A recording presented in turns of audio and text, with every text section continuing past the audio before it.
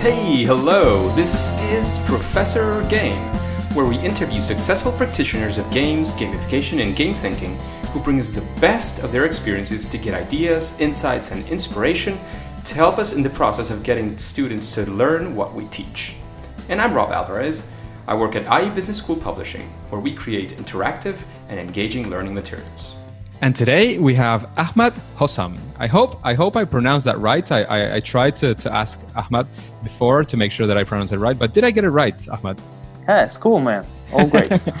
So Ahmed, are you prepared to engage? Yeah, let's get it on, man. Yeah, let's do this. So Ahmed, he is the International Gamification Confederation ambassador in Egypt from the Gamfed. He's also a keynote speaker, consultant, designer, and facilitator on gamification. He's currently the president of the Gamification Egypt and the founder of Gampact. He is one of the top pioneers in gamification in the Middle East, and he has been in the global Gamification Gurus Power since 2015. In July 2017, he was rated number 2 in that list, which is based in the United Kingdom. He has helped a variety of companies from seed stage startups to Fortune 500 companies such as HP, Oracle, Vodafone, AUC, Abudawood, and many more. He has been interested in the concept of gamification since 2005, even before the gamification boom. And after graduating from the University of Wales, he joined HP in 2010 and has worked there for many years. And he has served a lot of big customers like Vodafone Germany, Deloitte, and during this period he traveled a lot of European and Middle Eastern countries doing amazing stuff. So, Ahmed, let's get started with the interview. A guy like you, we're always interested in knowing, what does a regular day with the gamification ambassador in Egypt look like? What does it look like for you? That's a great question. Thank you, man. And thank you for your intro. Well, the regular day, which every day I wake up, I try to think about a new idea, a new way to how should I involve and empower my way of designing gamification in my projects.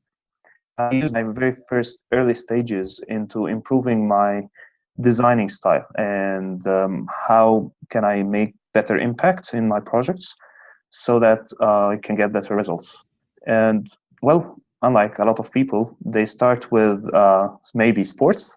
I like to start with innovation first. Get your innovations. Then after that, I can go some sporting. Yep, I love innovation, yeah. And so the day always start this way, and moving on, I start working on what's next and how can I develop my projects, which I currently have. And as an ambassador of gamification now, try to be as helpful as I can for people here in the Middle East, because it's still a new trend in the Middle East, but it's growing very fast. So I try to help other people to understand more about gamification, either through groups, Facebook groups, or info sessions, meetups, and all this stuff. That sounds fantastic. That sounds like it's actually a very exciting life, and I have to say that it looks very amazing. Being one of the pioneers in the Middle East, it's a very innovative of you to have started here. So the next question, and we would like to make a dramatic shift almost. And the next question is regarding, as we were talking about in Gamification Europe, and I have to, I'm not sure if I've quoted this before, but it's important to quote the people who said it first. And I heard this from Ann Coppins in Gamification Europe. To talk about fails, the first attempt in learning. So I would like to know, Ahmed, if you have any favorite fail, any occasion that you can say, well, this time this is something that I failed on, and then these are all the learnings I got, and then it actually led me to the future success that now I have in my practice of gamification. Can you tell us that story, Ahmed? Yeah, sure. One of my early designs, it's one of actually my favorite case studies and lesson learned, which evolved so much how I think about gamification and gamification design. So early in my early stages, I started to work on a project of engagement, and in that project we were trying to design gamification to empower employees and to get them more engaged in working and be more productive in the workplace. And as like many of the gamification designs, there was like a pointing system inside that game design. And when I designed that pointing system, I put the equation of the pointing system, and I give samples about how the pointing system should work, and then I delivered it to the administrator, who will administrate and manage the gamification inside the company.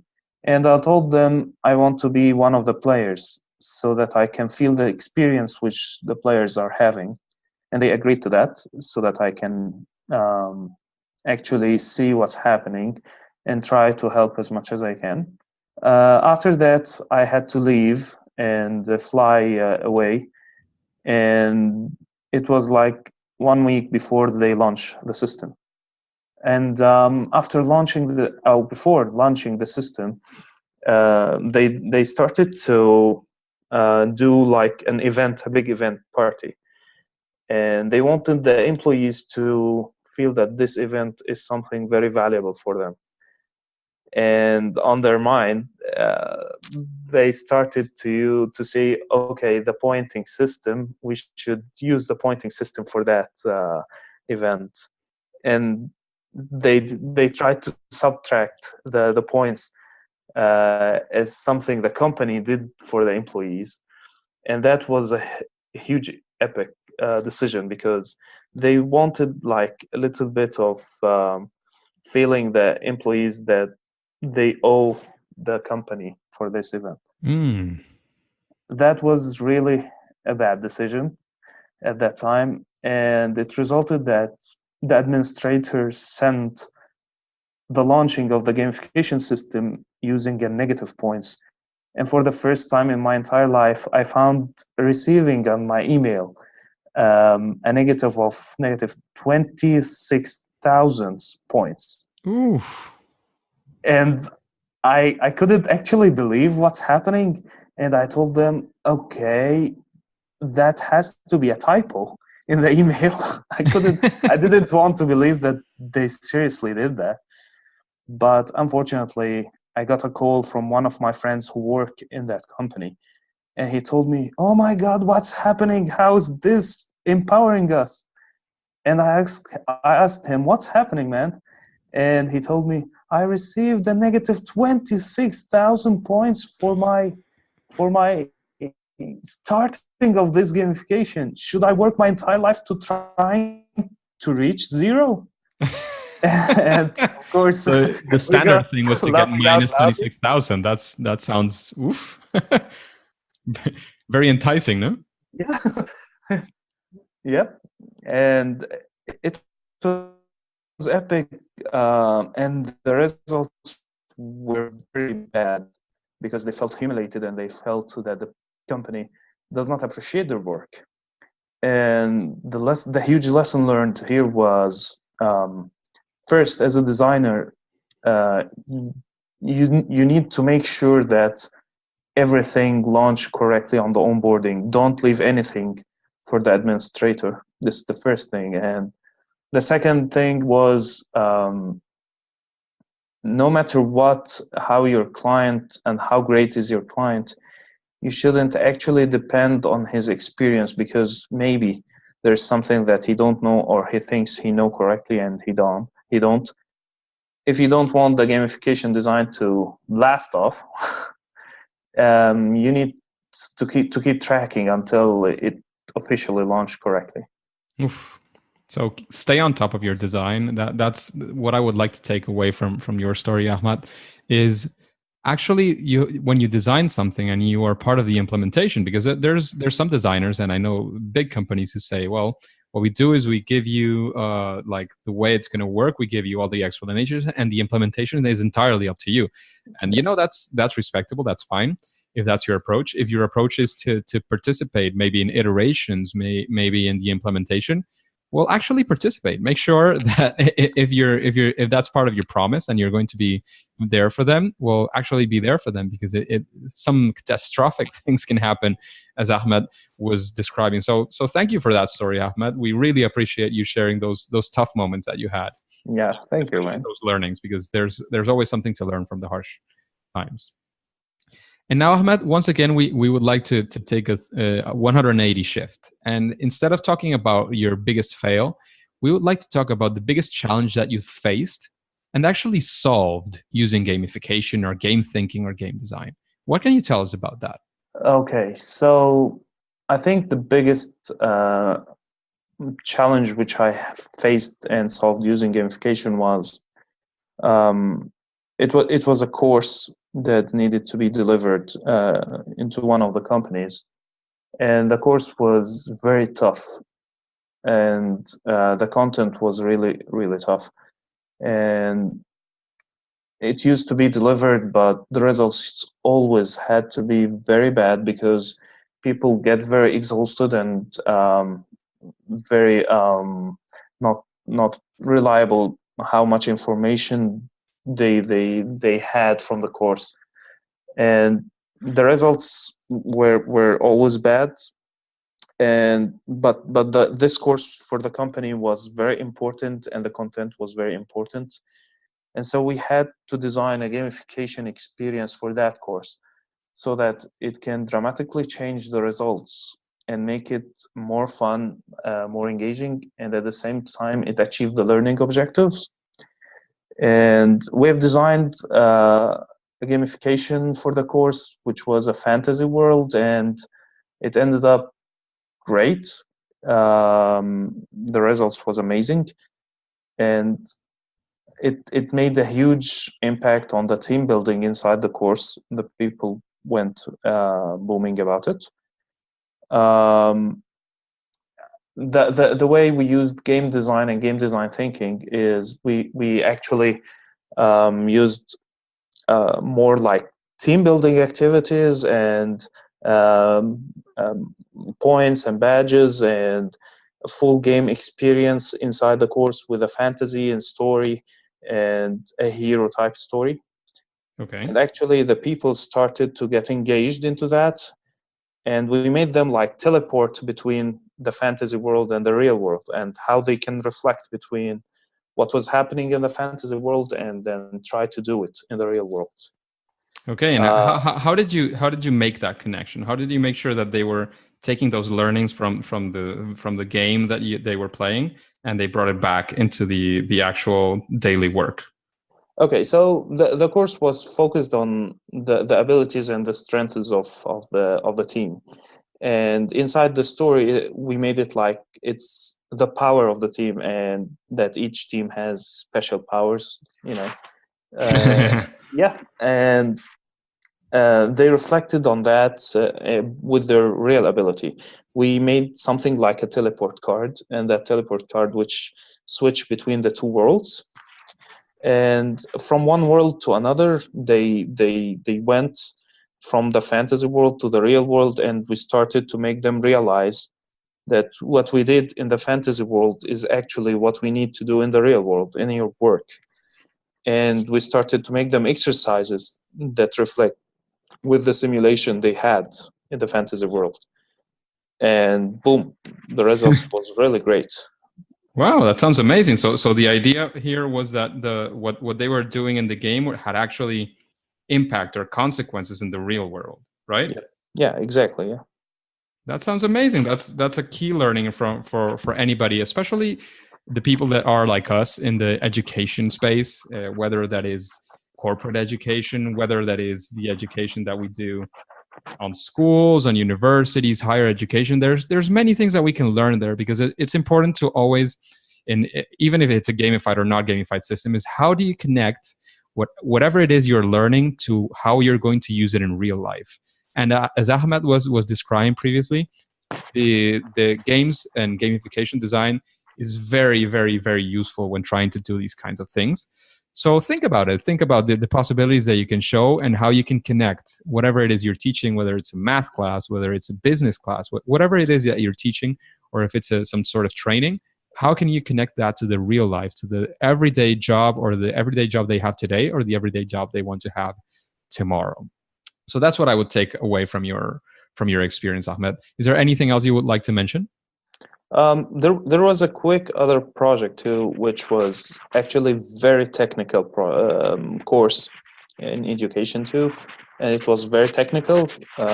People were trying to learn a new tool, and the company was suffering so much from trying to be able to make them learn the new tool quickly, as fluent as possible. And we gamified that experience, and the same exact idea. Although it was a very technical course, we were able to gamify it and send the results of the hook. The same thing was using like the story theme, and having people attached with a story and characters made them realize more, even though it was a technical course.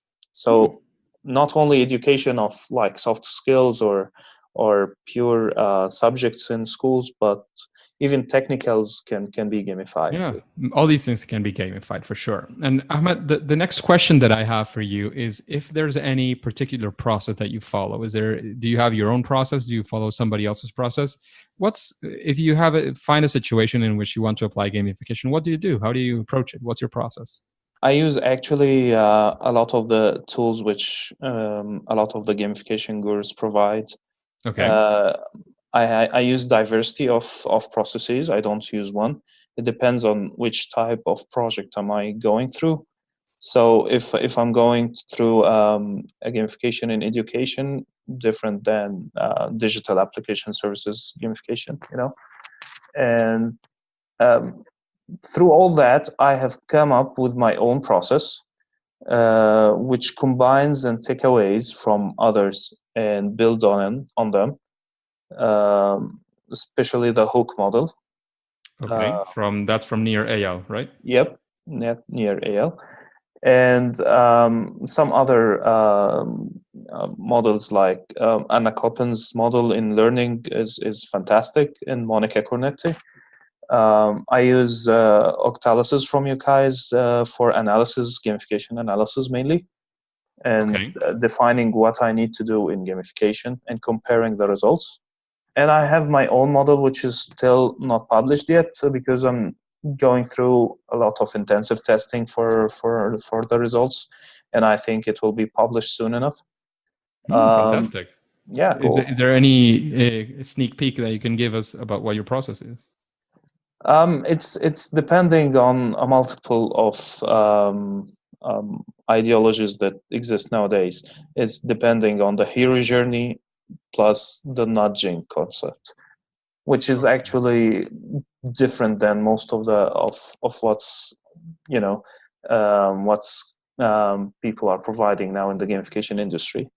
Because nudging is still new, Is there any place where we can find more information in the future? I mean, when you have it published, is there anywhere that you're going to show this information? Yeah, sure. It will be published on my personal website and my company's website, Gampact.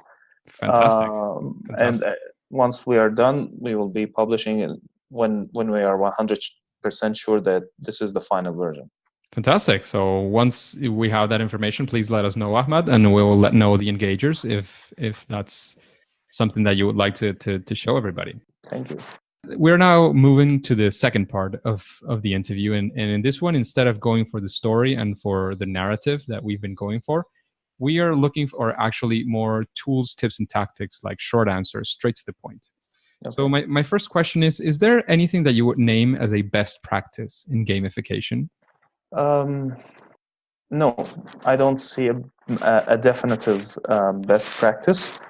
I think gamification is about user research, and the best process which I've worked on so far is understanding the objective very carefully and apply user research and intensive user analysis to be able to design the gamification. And in every project, I had to use different processes of design which all inherited from the design thinking model, but with some tweaks to be able to get this done. Okay, so there actually you have two best practices. One is implementing design thinking into your gamification design, and the other one is user research. So that's a best practice, and I'm sure we can always benefit from that. So yeah, sure. User research to get to know your user, which is fundamental whenever you're going to design for somebody, is to understand who that somebody is. So fantastic. Thank you very much, Ahmed. The next question is a bit geeky. So what's your favorite game? Okay. I'm a little bit strategic. So my favorite game I would call Age of Empires 2. I loved that game. I played it so long when I was a kid. Yeah. I kind of miss it. Yeah. I actually still play it till this day. Oh, wow. So you have a copy. Actually, I lent my CD-ROM copy to a friend, and every time I think about it, I always think, oh, that friend doesn't even live in the same country as I do. I'll never get that CD back. Okay. That's so bad for you, man. Yeah, that's true. The next question is, Ahmed, I don't know if you've been following Professor Game. I hope you have, but it's for sure, it's no obligation at all. But is there anybody that you would like to listen to interviewed here in Professor Game? You mean in the future, right? Yes, in the future. I've heard Monica and Yukai. You have been having a lot of great, amazing people. Thanks. Let me think. I think you should have Neriel. Definitely. The Yeah. hooked model. Yep. I think this would be a huge boost for Professor Game. Especially his book is doing an amazing job. Yeah, and it's interesting because he doesn't call himself a gamification designer. He calls himself more of a behavioral scientist or behavioral designer. Yep. And actually, that's I do think it's very similar. Some people have been a bit afraid of the use of the word gamification, but he's been doing some incredible work around what I would call gamification, or whatever you call it. I think it's an amazing guest that I'm sure that we will have. He also, I don't know if you've heard his podcast. He has a podcast around his, he has a blog, and he narrates his own blog posts in the podcast. It's pretty interesting because it's a different way of consuming his content. So I leave it out there for you engagers if you want to listen to that as well. The next question, Ahmed, everybody has like a sweet spot, something that they feel is where they perform at best. So I would like to know, what is your superpower when designing gamification? Okay. I'll tell you, it's not my opinion, but what my customers and the people around me have been telling me is... user validation. Yeah, it's more of a user validation, yeah. So what they have been saying is the connectivity between creativity and the objectives. So I'm not the most creative designer that's there, and I do say that. I'm not that creative guy. There's a lot of amazing people doing a lot of creative stuff. But what I've been doing and was amazed by my clients is, how do I get that creativity to link to the objectives and make it meet so that we can achieve the objectives clearly using the gamification design? And so the way I put the mechanics from a psychology perspective, from game designing perspective, gets the user very close to the objectives, and so it gets the results. Actually, getting the results is the main thing. I mean, you can be creative, super creative, not too creative, but if you don't achieve results, then you're probably not doing the right thing. So that's an amazing superpower to have, for sure, Ahmed. And congratulations for that. If that's something that you're recognized for, well, it's actually a very nice thing. We should all be looking forward to having that connection. Well, thank you. I got that feedback actually from HP, Hewlett Packard, and Oracle, which was good user validation for me. Definitely, that's not a small one. Yeah. Fantastic, Ahmed. So the next question is actually a random question picked from the audience, which I am picking right now as we speak. I'm delaying the time here to get the question to come up. And here, okay, this is interesting. This is something different from what we've gotten before. And this is a question from a person in the audience who's interested in starting his or her work in gamification. So what would you tell somebody who's, getting started, who's just been reading a little bit and has been passionate now about the topic and wants to develop himself and maybe become a gamification designer like yourself? What would you tell that person? What would be the first steps that you would take? What's your initial gamification design to create a career in gamification, if that recurring thing is even possible? What do you think about that? Okay, I'll tell you how I did mine. I think there is a lot of ways to do that, but how I did it. Simply, I started reading randomly about gamification, taking online courses and stuff.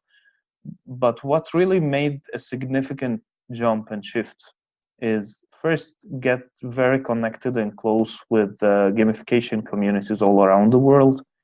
The second thing is learning about game design, because you can't actually do a very good gamification without understanding a little bit fundamentals about game design, which is crucial actually for gamification design.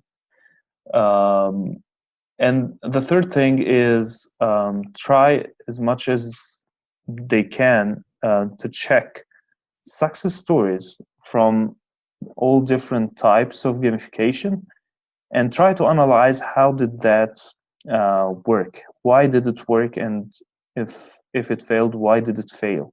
Because what they will learn is great, but they will not be able to practice it until they actually see something that's working, try to duplicate it and understand why it worked or didn't work, and then try to twist it until it works. That's very, very good advice. So if you're out there and listening to this episode, I hope you are. If you made the question, you're probably looking forward to your answer. That's the recommendation of Ahmed Hossam, and he's definitely one of the top gurus in gamification around the world, as testified by the global Rise leaderboard. He was ranked number 2 recently, and he's always been around. So definitely take that advice to heart. It's always in gamification, it's taking stuff from game design. So definitely understanding game design and using what maybe Yukai Chao would call Core Drive 5, the social connection with other people, connect with other people and discuss around it and breathe the air around gamification. That's a great way to get started. So thank you very much for that answer. And Ahmed, we're reaching the end of the interview. Is there any final quick advice you would like to give to our listeners who have never engaged their learners, especially because most of our audiences are teachers, professors, and people who are in the education arena?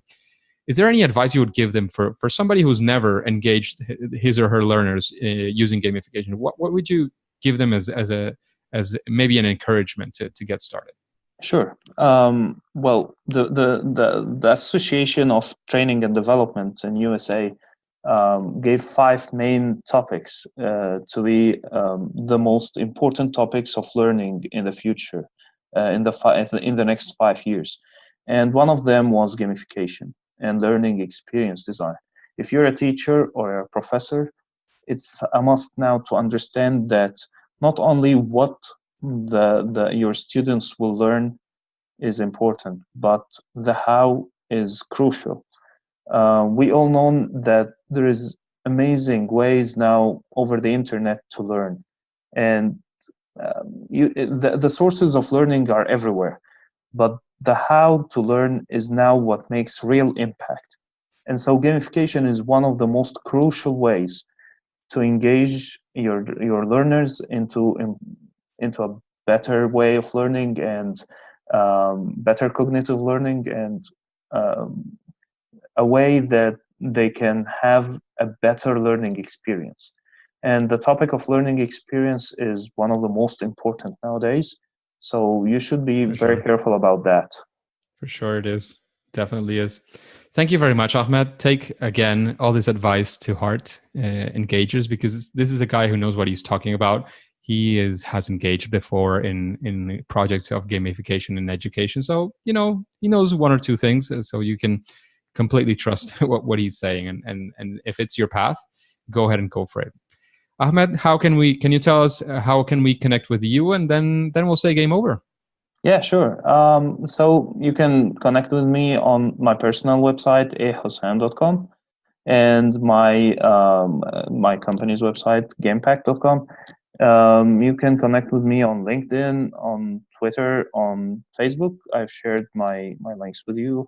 Yes, sure. And I'd be more than happy to answer any questions that anybody can send. And if there's any way I can help you, I'll definitely be there. You can just ping me and I'll answer with all my guts. Wow, thank you. Thank you very much for that. That's amazing. So thank you very much, Ahmed, for participating today, for engaging with our engagers. And we will say now, game over. Thank you, man. It's been great pleasure. Hey, engagers, thank you for listening to Professor Game Podcast. If you want more interviews with incredible guests like Ahmed and lots of awesomeness from Professor Game, then go to professorgame.com/subscribe and get started into our email list. That way, we can be in contact and you will be the first to know of any opportunities that Professor Game might have for you. And before you go on to your next mission, would you like to know how Michiel van Unen creates his escape rooms? Well, then listen to the next episode of Professor Game. See you there!